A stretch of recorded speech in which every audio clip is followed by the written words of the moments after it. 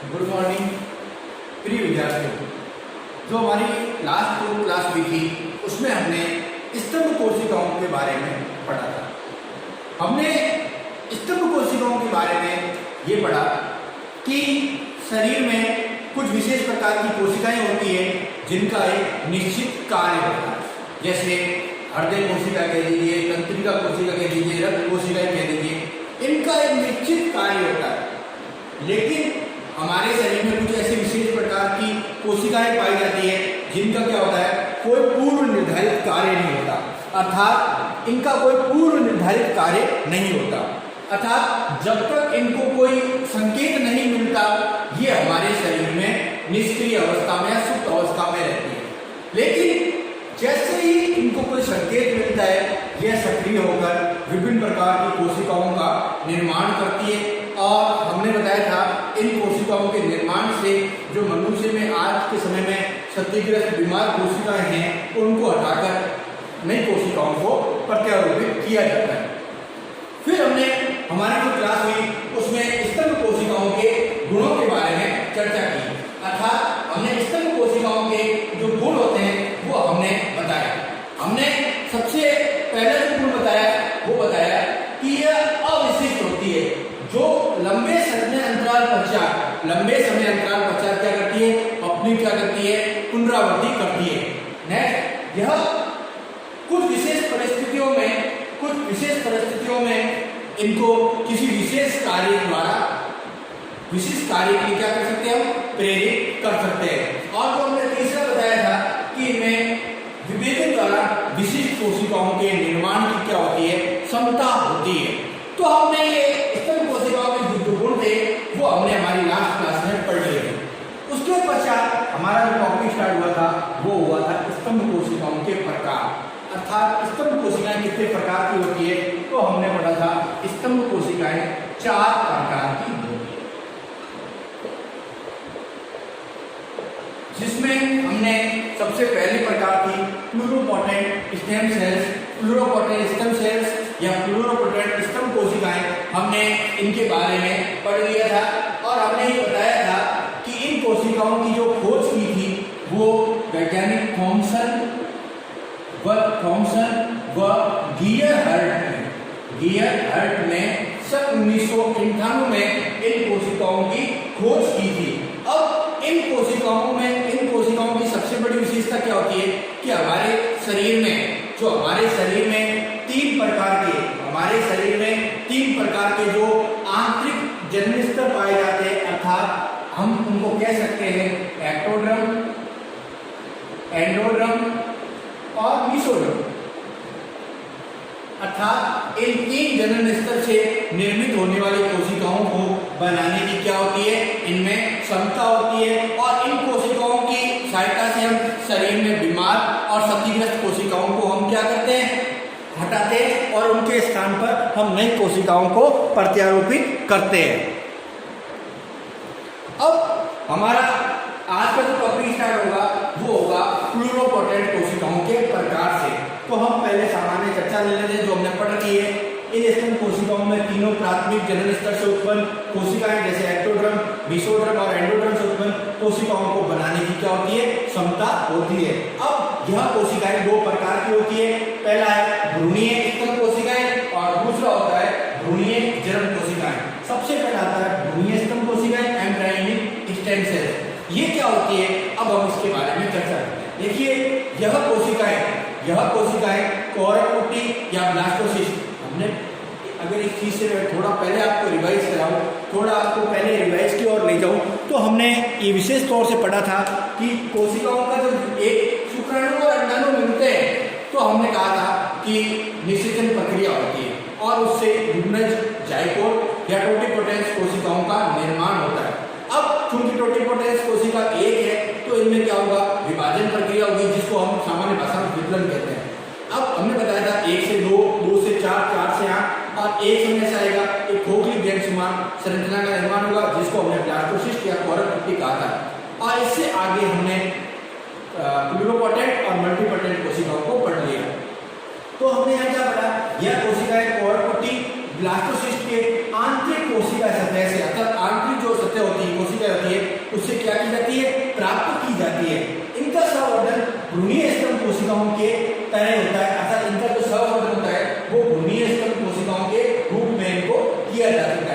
यह स्तन कोशिकाएं, ये जो स्तन कोशिकाएं वो स्वयं में भ्रूण नहीं होती, अर्थात इन स्तन कोशिकाओं को हम भ्रूण नहीं कह सकते, अर्थात ये स्वयं में क्या होती है, भ्रूण नहीं होती है, परंतु इनका व्यवहार जो विकासशील भ्रूण में होता है वही होता है, लेकिन इनका व्यवहार प्रयोगशाला में आप इनका व्यवहार नहीं कर सकते, अर्थात प्रयोगशाला में इनका व्यवहार जो होता है वो विकासशील भ्रूण की तरह नहीं होता। सबसे इंपॉर्टेंट पॉइंट क्या है कि ये स्तन कोशिका स्वयं में भ्रूण नहीं होती है और इनका व्यवहार जो विकासशील भ्रूण में होता है वो प्रयोगशाला में नहीं हो सकता है।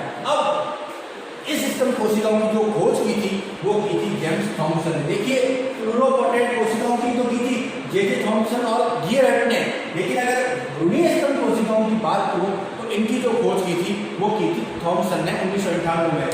इन कोशिकाओं को अब देखिए इन्होंने खोज कैसे की उसके बारे में पढ़ते हैं कि इन्होंने कैसे काम किया, फिर अपने डायग्राम द्वारा समझेंगे कि इन्होंने इन कोशिकाओं को मानव कोशिका के आंतरिक कोशिका समूह से क्या किया, उत्पन्न किया, व्युत्पन्न किया और इसके पश्चात म्यूकस फाइब्रोब्लास्ट, ध्यान रखना, इसके पश्चात म्यूकस फाइब्रोब्लास्ट की प्लेट पर इनको संवर्धन करके इनकी एक कोशिका था जो पौरकुटी के आंतरिक स्तर है उसको हमने आंतरिक स्तर से कोशिका को लिया, उसके पश्चात उसको म्यूकस फाइब्रोब्लास्ट की प्लेट पर रख करके इनका संवर्धन किया और एक कोशिका को अलग करके उसका हमने क्या किया, क्लोन बनाया।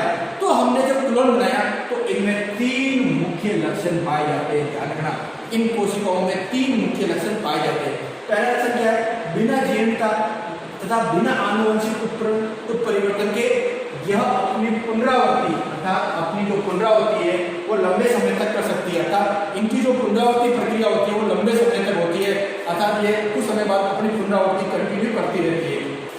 बिना आनुवंशिक अर्थात बिना आनुवंशिक परिवर्तन के, बिना जीनता के, कोई किसी भी कारण के बिना ये अपनी क्या है, अपनी जो पुनरावृत्ति होती है वो लंबे समय अंतराल तक कर सकती है। और ये कोशिकाएं आनुवंशिक रूप से, यह कोशिकाएं आनुवंशिक रूप से बिल्कुल समान होती है, अर्थात आनुवंशिक रूप से जो कोशिकाएं होती हैं उनके बिल्कुल ही समान कोशिकाएं होती है। और यह कोशिकाएं उत्तक संवर्धन के समय विभिन्न कोशिका अर्थात उत्तक संवर्धन टिश्यू कल्चर, उत्तक संवर्धन कहते हैं टिश्यू कल्चर, उत्तक संवर्धन के समय विभिन्न प्रकार की कोशिकाओं में विभेदित हो जाती है, जैसे हृदय कोशिकाएं कह सकता हूँ, तंत्रिका कोशिकाएं कह सकता हूँ, या दूसरी जो भी कोशिकाएं होती है उनमें ये परिवर्तित हो जाती है। तो वापस पढ़ना चाहूंगा कि भ्रूणीय स्तन कोशिकाएं क्या है, ये कोशिकाएं पौरकुटी के आंतरिक कोशिका स्तर से प्राप्त की जाती है, इनका संवर्धन भ्रूणीय स्तन कोशिकाओं के रूप में किया जाता है। यह स्तन कोशिकाएं स्वयं में भ्रूण नहीं होती, ऐसा कहेंगे यही भ्रूण है, नहीं, गलत, परंतु इनका व्यवहार जो विकासशील भ्रूण में होता है वो प्रयोगशाला में नहीं होता है। और इनकी खोज 1998 में जेम्स थॉमसन ने की। इन कोशिकाओं को मानव कोशिका के आंतरिक कोशिका समूह से व्युत्पन्न किया जाता है। इसके पश्चात म्यूकस फाइब्रोब्लास्ट की प्लेट पर इनका संवर्धन करके एक कोशिका को पृथक करके उसका क्लोन बनाया जाता है। अब इन कोशिकाओं के 3 मुख्य लक्षण होते हैं। पहला, बिना जीर्णता तथा बिना आनुवंशिक उत्परिवर्तन के यह अपनी पुनरावृत्ति लंबे समय तक क्या कर सकती है। दूसरा, यह कोशिकाएं आनुवंशिक रूप से क्या होती है, बिल्कुल समान होती है, अर्थात जो बड़ी है और पहली कोशिका बिल्कुल समान है। और यह कोशिका उत्तक संवर्धन के समय विभिन्न प्रकार की कोशिकाओं में क्या होती है, विभेदित होती है, जैसे तंत्रिका कोशिकाएं कह सकते हैं, रक्त कोशिकाएं कह सकते हैं, अर्थात उस प्रकार की कोशिकाओं का निर्माण करती है। तो ये पहला जो टाइप था भ्रूणीय स्तन कोशिकाओं का वो हमने अब पढ़ लिया। अब हम दूसरा अब इसके एक नामांकित चित्र बना देते हैं, उसके पश्चात हम इसके आगे के टॉपिक पर चर्चा करेंगे।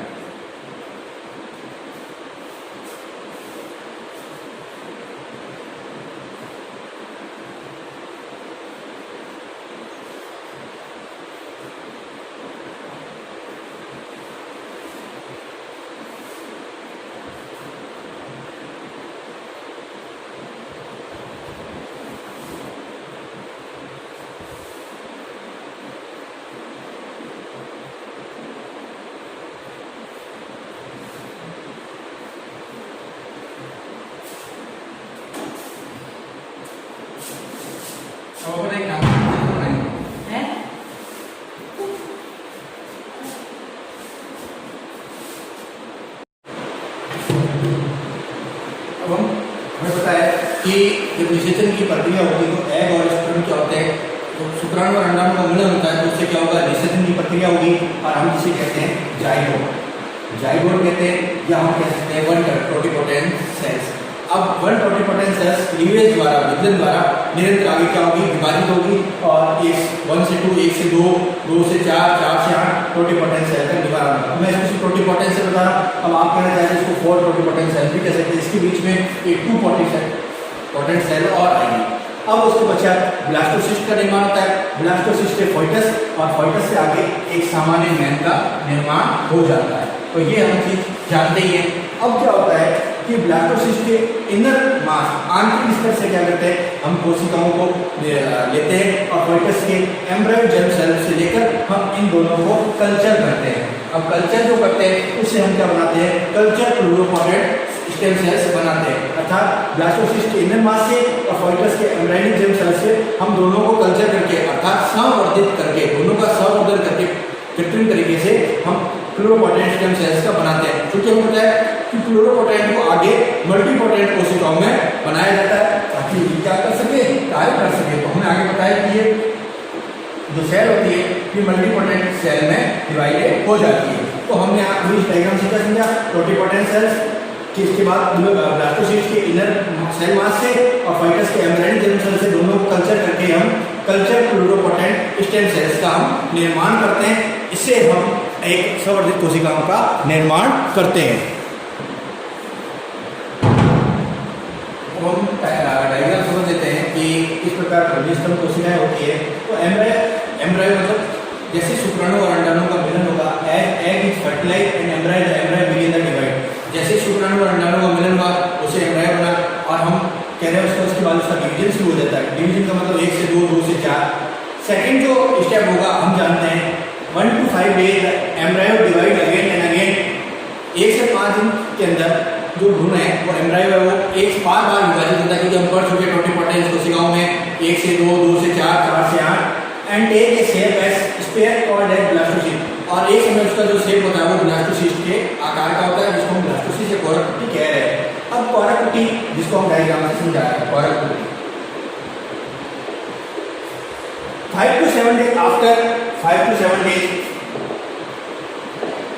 by the time embryonic stem cells are visual, अर्थात एम्ब्रायोनिक जो स्टेम सेल्स होती है वो विजुअल दिखना शुरू हो जाती है and capable to develop into the any tissue of body. अब उसमें क्षमता होती है कि वो शरीर के किसी भी उत्तक के रूप में विकसित हो सकती है, अर्थात किसी भी उत्तक के रूप में वो विकसित हो सकती है। कब से, 5 से 7 दिन पश्चात। उसके पश्चात the cells are removed and grown in petals. उसके पश्चात हम जो उसके कोशिकाओं के आंतरिक समूह से क्या करते हैं, जो आंतरिक को ब्लास्टोसिस्ट होता है उससे हम कोशिकाओं को रिमूव करके हटाते हैं और हम क्या करते हैं उसे पैक्ड डिश में रख देते हैं। और पैक्ड डिश में हम पहले बता चुके पैक्ड डिश में रखते हैं और उसका संवर्धन करके हम उसका क्या करते हैं, क्लोन बनाते हैं। तो the cells are removed and grown in the packed dish and divide the create a line of stem cells. Next, tissue production using various recipes of nutrients and other factors scientific hope to turn stem cells into any of body more than 200 tissue। तो scientist क्या कर रहे हैं, हमारे शरीर में 200 से अधिक ऊतक है उनको क्या कर रहे हैं, संवर्धित कर रहे हैं और इसका उपयोग क्या कर रहे हैं, इसका उपयोग हमारे शरीर में विभिन्न प्रकार के क्षतिग्रस्त और खराब ऊतकों को हटा के उसकी जगह नए ऊतकों को प्रत्यारोपित किया जा रहा है। तो हमने क्या पढ़ा, embryo egg is fertilised and embryo begin to divide हो रहा है। उसके पश्चात 1 to 5 days the embryo divide again to again, बार-बार विभाजित हो रहा है and take a shape as blastocyst कोरक पुटी। उसके पश्चात 5 to 7 days by the time embryonic stem cells are visual. Embryonic stem cell कोशिका है वो क्या है, विजुअल है एंड कैपेबल, एंड उसकी क्षमता जो है capable to develop into any tissue of body. उसके पश्चात the cells are removed and grown in the packed dish and the divide create a line of stem cells. Tissue production using various recipes of nutrients and other factors scientists hope to turn stem cells into the any of the bodies such as the 200 tissues, 200 tissues। तो हमने आज पहला जो type पढ़ा उसमें बताने की कोशिश की कि कैसे भ्रूणीय स्तंभ कोशिकाओं को संवर्धित किया जाता है और उससे शरीर के बीमार क्षतिग्रस्त ऊतकों को हटाया जाता है। अब जो हमारा सेकेंड टाइप रहेगा वो रहेगा भ्रूणीय जर्म कोशिकाएं, अर्थात एम्ब्रायोनिक जो सेल्स है, एम्ब्रायोनिक जर्म सेल्स है, उसको अपन कैसे बनाते हैं और कैसा उसका यूज होता है, तो हम उसके बारे में चर्चा करेंगे। तो आप इसको नोट कर लीजिए, फिर अपन इससे आगे के टॉपिक पर चर्चा करते हैं।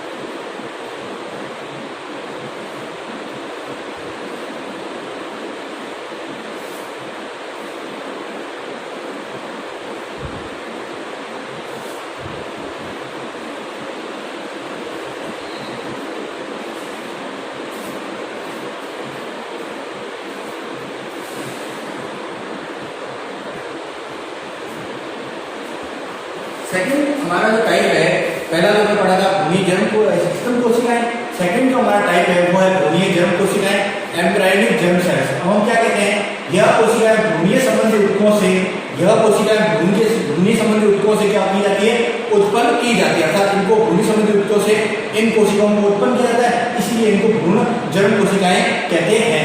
विशेषकर गोनेडियल विशेष